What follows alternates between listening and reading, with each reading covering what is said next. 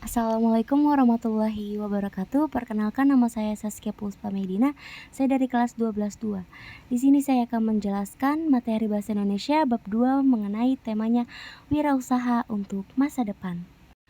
Rumah Belajar Indonesia mempersembahkan.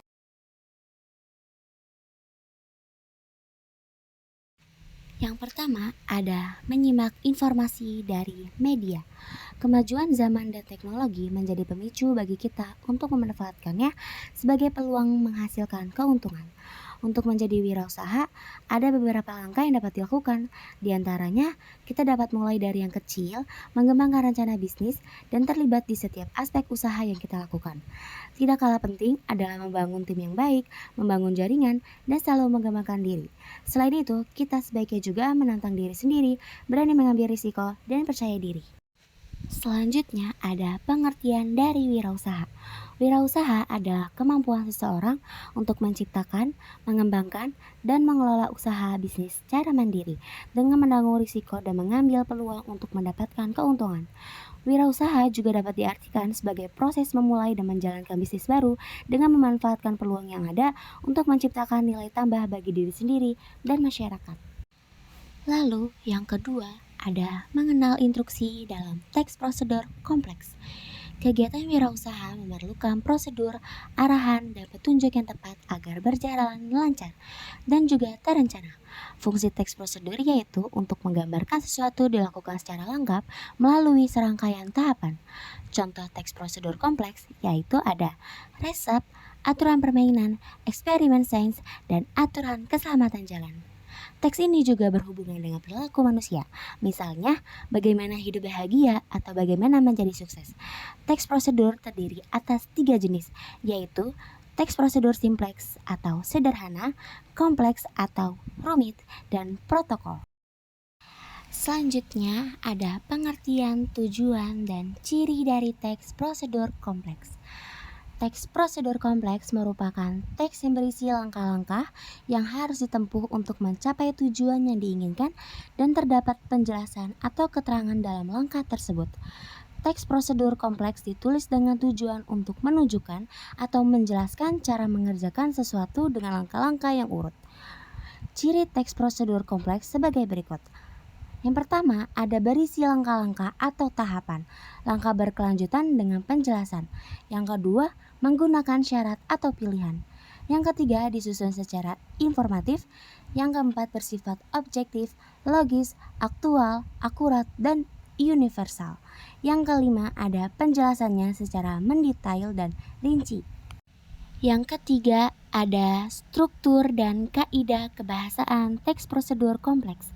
Teks prosedur kompleks terdiri atas beberapa bagian, antara lain bagian tujuan, material, langkah-langkah, dan penegasan ulang. Yang pertama ada bagian tujuan. Bagian tujuan berisi tujuan pembuatan teks atau hasil akhir yang akan dicapai.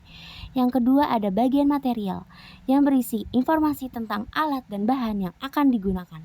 Bagian ini bersifat opsional, tidak semua teks prosedur kompleks memilikinya.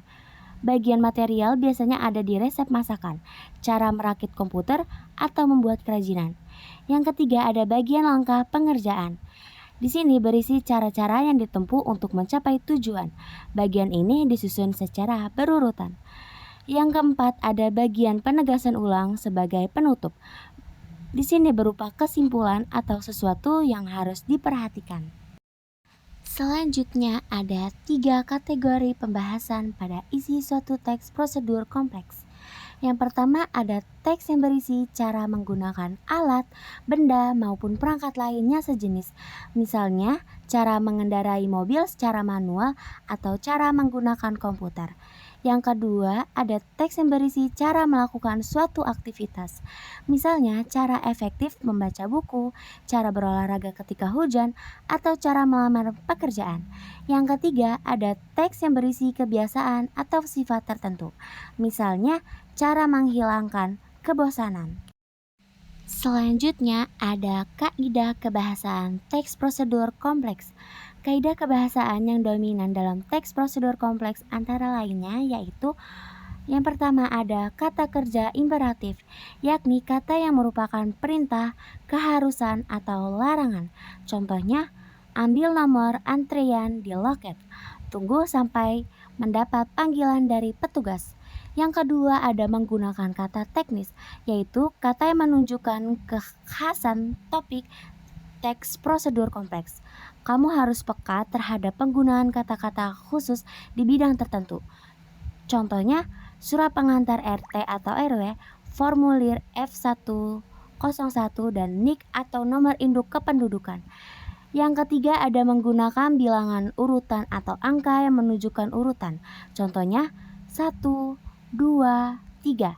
Dan yang keempat ada menggunakan vertis material, merupakan kata kerja yang menunjukkan aktivitas fisik yang dapat dilihat secara nyata. Contohnya membaca, menulis, menari. Dan yang terakhir, yang keempat, menulis teks prosedur kompleks. 1.